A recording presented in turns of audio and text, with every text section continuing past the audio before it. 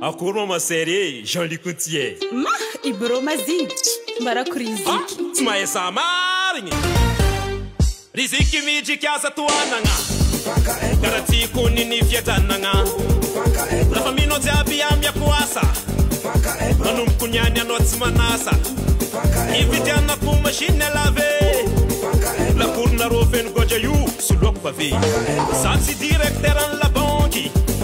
Mantokisanao fa tsy misy raha manky. Fanka ebro. Oh yeah, oh yeah, oh yeah, oh yeah, oh yeah, oh yeah, oh yeah, oh yeah, oh yeah, oh yeah, oh yeah, oh yeah, oh yeah, oh yeah, oh yeah, oh yeah.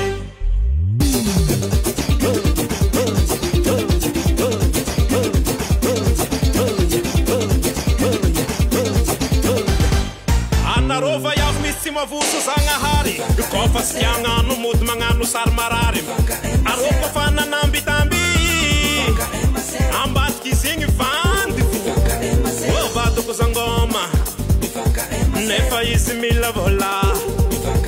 Izy tsy maditry kara sasany nefa fonto Facebook nazy telo ma sangigne. Oh yeah, oh yeah, oh yeah, oh yeah, oh yeah, oh yeah, oh yeah, oh yeah, oh yeah, oh yeah, oh yeah, oh yeah, oh yeah, oh yeah, oh yeah, oh yeah.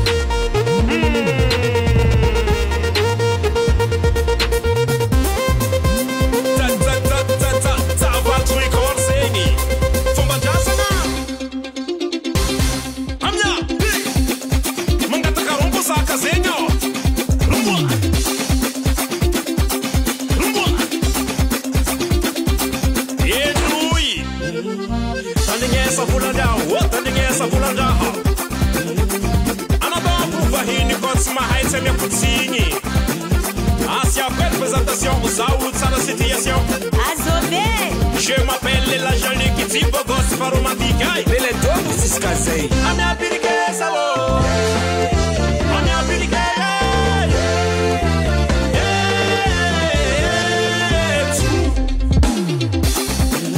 Lela sobre a minha periqueza.